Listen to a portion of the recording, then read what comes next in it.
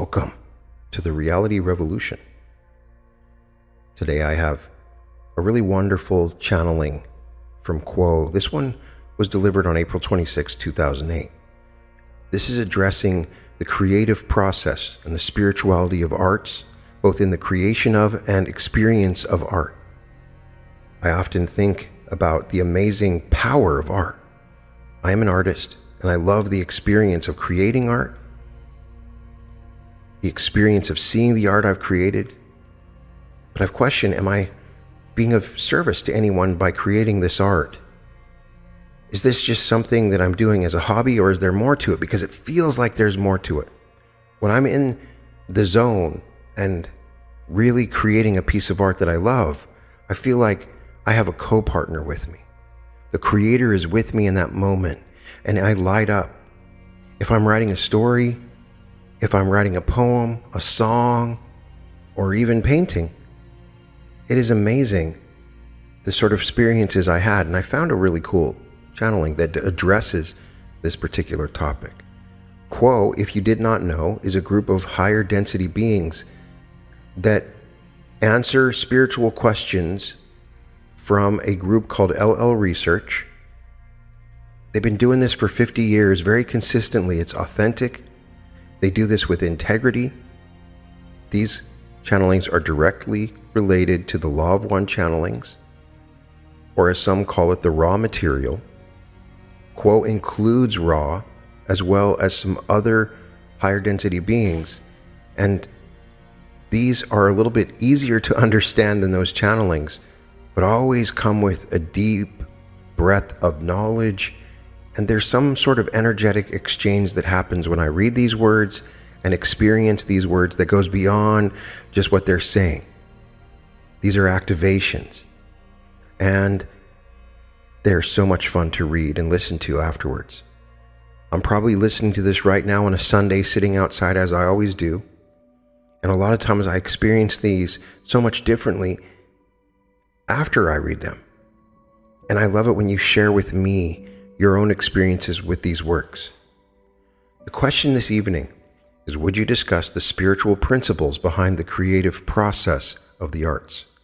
From a spiritual perspective, what are some of the differences in the creative process between poets, novelists, sculptors, painters, composers, songwriters, actors, and playwrights?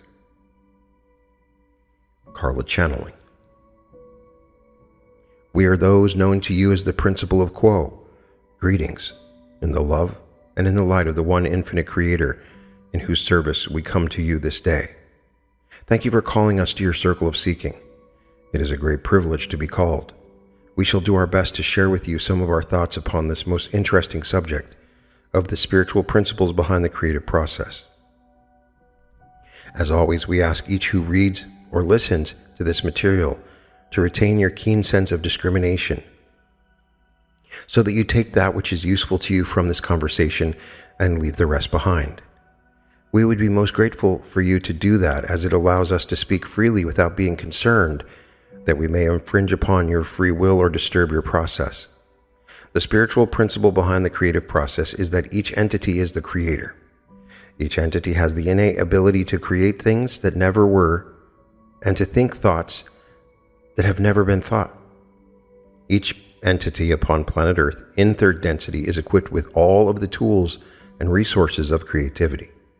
You may ask then, why does not everyone create? The challenge of being creative is to retain or produce a way of seeing and perceiving that is original to the creator. Your culture does not encourage original thought. Your culture does not encourage inner-directed behavior and attitudes. Your culture has a consensus reality which is endlessly materialistic. It is as though, with the sea all around you, your culture stands upon a tiny island and says, "This is the world. Do not go to the sea. Do not dive deep in unknown waters. Here in this garden, where there is food to eat and work to do, live your life. Question nothing. Accept authority and make no waves. Do not paddle at the shores of the unknown."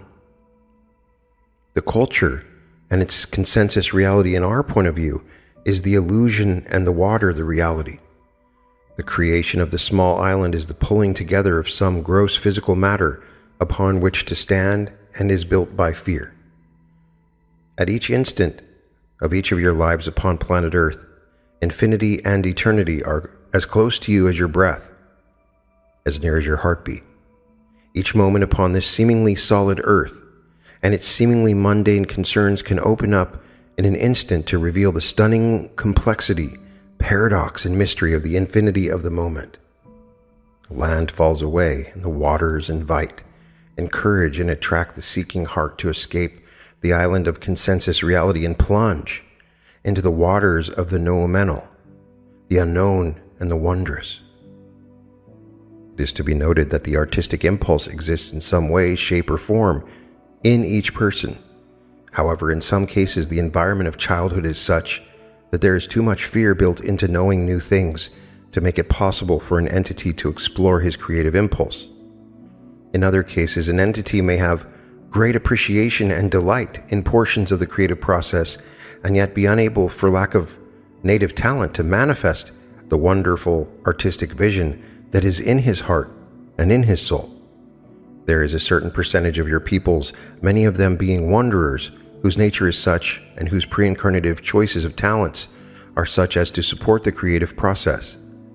Artists and creators of what this instrument would call intellectual properties are not a different breed than other human beings upon planet Earth. They are those whose gifts include a sensitivity to beauty, which calls them away from the island and into the water. We use this metaphor because the difference between that which is non-magical and that which is magical, or that which is non-creative and that which is creative, is the flatness and the two-dimensionality, shall we say, of the earth at the feet, and the figure walking across the earth at a 90-degree angle to it at all times. There is no roundness. The life is shaped in squares. In the water, if the water separates out, every drop of water is a globe. It is a circular universe appropriate to the circular energies of time, space, and metaphysical things. We would switch to a different metaphor now in talking about the gateway to intelligent infinity, for the second part of your query, my brother, has to do with the possible differences between various types of artists and creators.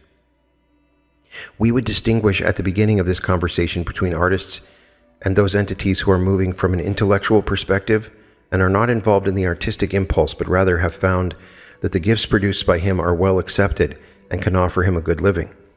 We are talking about those with the spontaneous and irresistible urge to create, those who are playing a role and seeing artistic production as a kind of career or work limit themselves by remaining within the lower chakras in their expression of material offered by them, or to them if they are singers or actors. We speak as we believe you intended us to speak, strictly of those artists who must express that which is within them and who are irresistibly drawn to perform and to share their gifts. Whether or not such entities would think of offering their gifts in a spiritual sense, it is indeed a spiritual exercise by its very definition. For in order to make contact with the creative impulse, the entity must move into the open heart or green ray chakra and thereby move upwards into the ray of communication, the blue ray and the ray of faith, indigo ray, and thenceforth to move into the violet ray and the gateway to intelligent infinity. An artist is moving his attention into a place where he is able to draw from beyond the gateway the inspiration and information needed in order to be able to express the visions that he has seen and the perceptions he has garnered in his own way. He is as the treasure hunter who finds treasure and then must share it. This instrument is fond of a musician known as Willie. This singer and songwriter was once asked how he created so many beautiful melodies. The one known as Willie said, "There are melodies moving through the air at all times. It is just a matter of picking one out of the air and putting words to it." This entity was accurate. The infinity of possibilities flows through that gateway to those who access it at all times. There's no end to the creative impulse. We would note that the great and universal difficulty which artistic entities face is that they become overly fond of remaining in the chakras we have just mentioned: the heart chakra, the throat chakra, the brow chakra, and the gateway chakra. They prefer to remain completely in the upper chakras and not to take care of or honor the lower chakras. Therefore, they become untethered to the earth, shall we say. They're not grounded into their lives and their incarnations. This is the temptation for those who love beautiful things. not realizing that beauty begins with the stench of birth, the blood, the wailing, the sharp light, and the terror. The creative process must move down daily and consciously into those very beginnings of life, into red ray with its survival and sexuality, into orange ray and yellow ray with its relationships, and work with the entire energy body in order to have the strength and the sheer energy flowing through the energy body in order to make the most of the spiritual gifts of creativity, while not destroying the body, the emotions, or the mind quickly or gradually because of the inattention to the lower chakras and their issues or concerns. Various artists have chosen before incarnation to bring them into life various creative gifts. One may sing, another may be a wonderful actor, one may write, another may paint. The differences between the different kinds of artistry have to do with the personality or character of the individual who is striving to express artistic feelings and concepts. Some there are who like to remain within the heart and are expressing from the heart. These in many cases are performers, those who create music, shall we say, or create operas or ballets move from the heart chakra. Others there are who have the pronounced blue ray. Those with this particular character will find it irresistible to attempt to communicate in new ways, and many of these are writers, playwrights, poets, and inspired teachers, for teaching is, in itself, an art form. Many there are whose character and personality are such that they are drawn to the realms of faith, will, and magic. A mixture of these energies is unique to each artist, and therefore the mode or manifestation of that art within him will also be unique. Certainly, too, an artist may move in his life through various phases in which he is coming from the heart or the desire to communicate, or from the desire to express the magic of life. But these are the waters in which the artist plays. We ask if there is another query, my brother. We are those of Quo. Jim, are numbers, ratios, and arbitrary rates a spiritual lens for understanding the creative process and the creative product?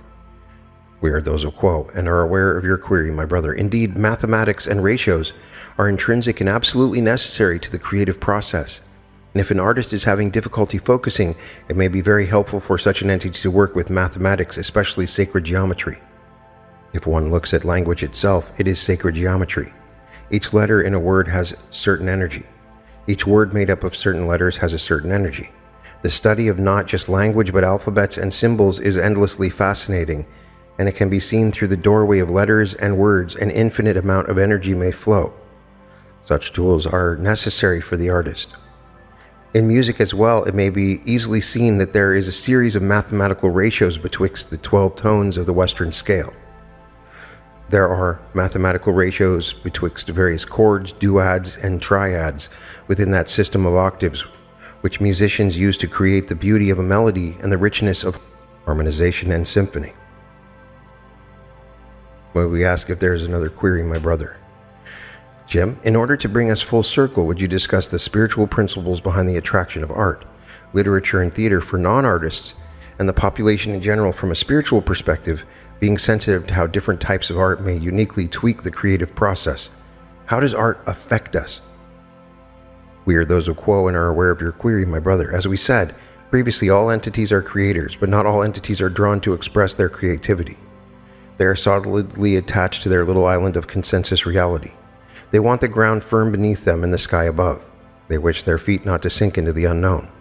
And yet, that creative impulse dwells within all. It is part of being part of the creator. Each entity is a sub-creator. Each entity has a magical ability. Each entity, through faith and will, can change his world.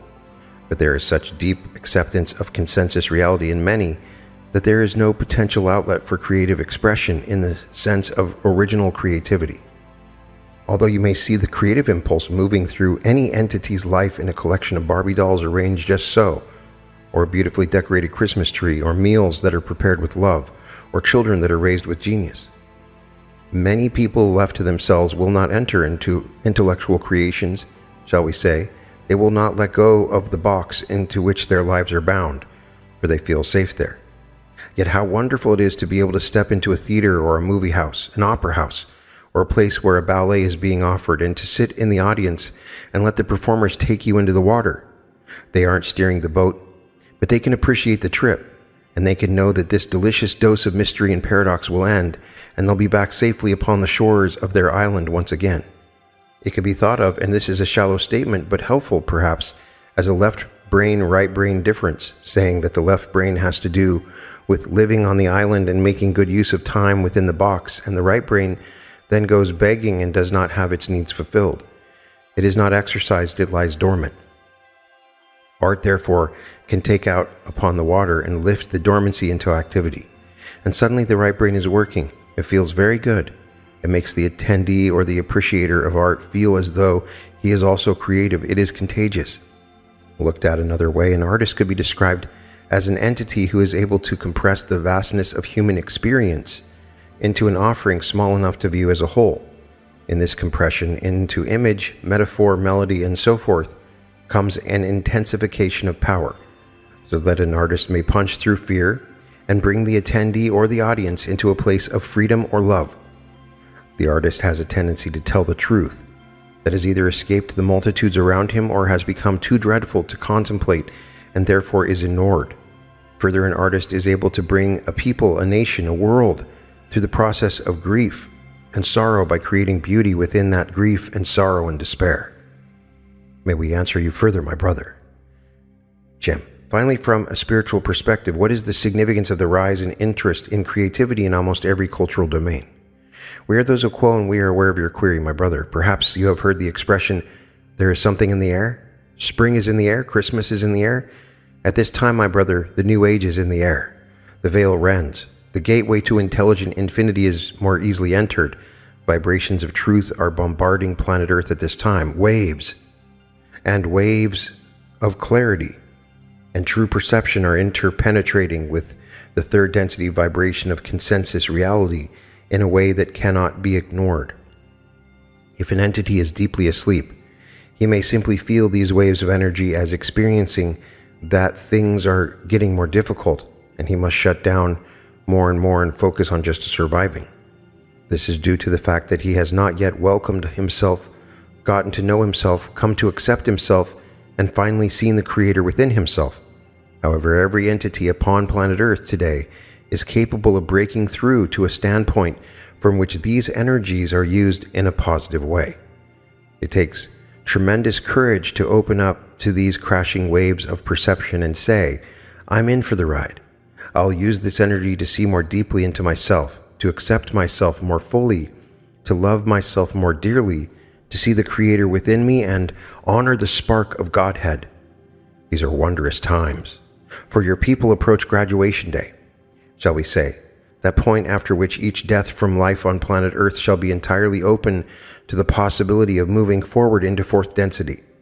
And not only is the planet and the solar system as a whole receiving these incredible waves of energy, signaling the end of third density and the beginning of the dawning of the new age of fourth density, but also at this time there is a tremendous interest in helping those of planet Earth who wish to move forward in a service to others manner to succeed. So the inner planes are rich with those who come to experience this time of shift with the incarnate entities of planet Earth. Angelic entities are everywhere.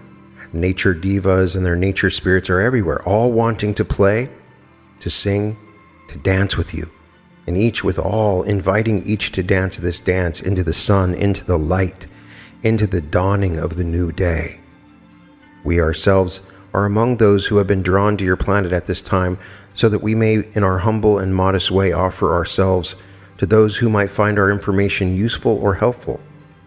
You may expect to see more and more of the artistic impulse within the children of your planet, as they are born with the very specific confines of entities who shall live a part of their lives in fourth density. They are wired for both third density and fourth density within their DNA. Consequently, they can accept far more creative information. From them, the veil is much thinner. At this time, we would ask if there are any follow-up queries to this initial series of questions. Is there another query from the one known as A? We are the ones known as Quo. Question: Yes, Quo, would you discuss the relationship between empathy and the creative process? We are aware of your query, my brother. There is a profound difference between empathy, or the ability to feel fellow feeling for another entity, and the individual creative process. You might see it as the difference between a horizontal action and a vertical action. When an entity is so open-hearted that he's able to put himself into another's shoes and walk a mile in his shoes, he has indeed performed a creative act. He has accepted his brother as himself. He has taken on his burdens. He has experienced that which he could never experience within his own individual life. This indicates a magical and loving personality with a spiritual maturity that is unique to those who have awakened and who have become able to be magical persons. Yet that exchange of energy is empathy and horizontal. It is from person to person. Each of the two offers the dynamic of the creator between them. However, the creator is not something for which the empathic person is reaching. Empathy is person to person, eye to eye, and heart to heart. In the creative process of an artist who is working with his imagination, there is a vertical energy where the artist is opening to higher energies, higher perceptions, and transformative and magical nuances that he senses and then goes hunting for, just as we said, like a treasure hunt. This is a vertical energy. It is that which moves one very decisively out of the box of consensus reality and into that awareness that the ground upon which you stand is merely an illusion, and that in truth there is infinity below and infinity above and eternity on both sides. May we answer you further, my brother. We are those of Quo. Yes, Quo, you mentioned that, and then it says inaudible. Quo says, we are those of Quo and are aware of your query, my brother. An artist's sense of aesthetics is as unique as his personality. An artist tends to create from perceptions that make something new of the familiar and take that which is known into places where it becomes something unknown. This instrument, to give one example, has recently seen the work of an artist who takes everyday objects such as plastic water bottles and creates photographs that have a surface beauty to them, but which also have the deepest expressions of concern for planet Earth. Look at all these water bottles, the artist says with this photo. Look at this sea of water bottles that we as a nation have used and discarded in just one day. A vast sea of transparent bottles fills the picture frame to frame, and beneath the undulating waves of crystalline beauty there lies the message. To move further back for another example, in a time of horror and war, the one known as Bruegel painted what he saw, and to this day entities are able to look at the painting and have an immediate insight into the nature of human suffering. It is not that dark things in and of themselves are beautiful, many more than it is that positive or light things are in and of themselves beautiful. It is the perception that the flat postcard of vision can explode into an infinity of concepts that drives beauty. May we answer you further, my brother. The question is inaudible. Quo says, we are those of Quo and are aware of your query, my brother. We believe you are already aware that this part of your active personal process at this time. We would not wish to do work for you, for there is a great joy and discovery awaiting you as you move through your process on your own. We can only say that your efforts are positive and loving, and we wish you every good fortune with them. Is there a final query at this time? In looking at the nature of negative polarity and karma, there is the assumption that when one polarizes in the negative sense, for example, as a slave master, then the karma would draw to him the opposite experience of being the slave. When you are in a position of one who suffers and is on the receiving end, will you still polarize in a negative way? Could you comment on this question? We are those of Quo and are aware of your query, my brother. It is entirely possible and quite probable that an entity, as you say, on the receiving end of the power that is being powerless can polarize very greatly towards the negative. If you think about the nature of the negative polarity has to do with seeing all others as objects to be used, and to feeling of oneself that is one with is the king of creation. When such an entity with this basic turn of mind is in a position of powerlessness, he is free to spend the entire incarnation honing the edge of his rage. He can use every slight, every insult in order to make himself more finely sharp as an axe blade in his disdain and distaste for all but himself. And talking of negative polarity, metaphysically speaking, you're not looking so much at the outer estate as you are looking at the possibilities of employing the path that is not. Employing the path that is not means denying that you and the other are one, whether a negatively polarized entity is on top or on the bottom in terms of the estate he enjoys in society. he is equally capable of honing the edge of his anger and his separation from others. We are those of quo and are aware that the energy of this instrument is waning. We would at this time, therefore, with great reluctance say as did Romeo, parting is such sweet sorrow. We leave you as we found you in the love and in the light of the one infinite creator, Adonai. Adonai. So we get some wonderful realizations from this channeling, and I'm deeply grateful that they addressed this issue at least at some point, because I have found art to be very spiritual, and it's interesting to hear their perspective of this. We do exist on an island where we say this is our reality, and then artists are exploring that ocean that surrounds the island.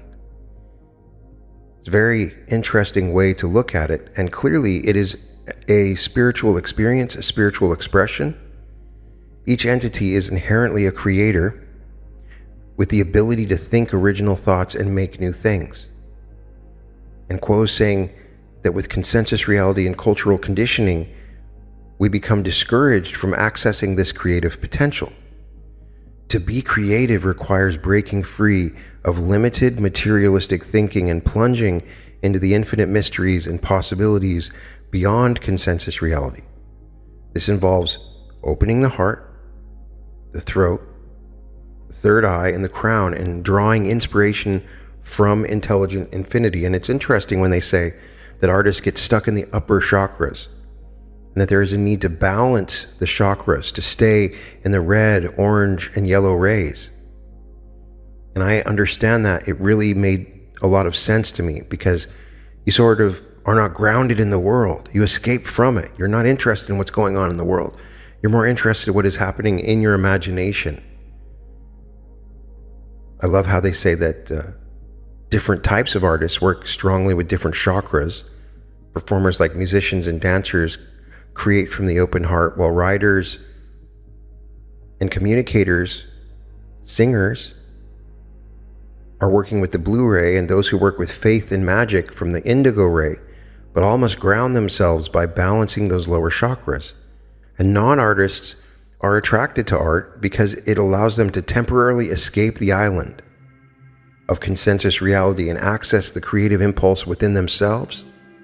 Even if they don't personally make art, art compresses vast truths into accessible form.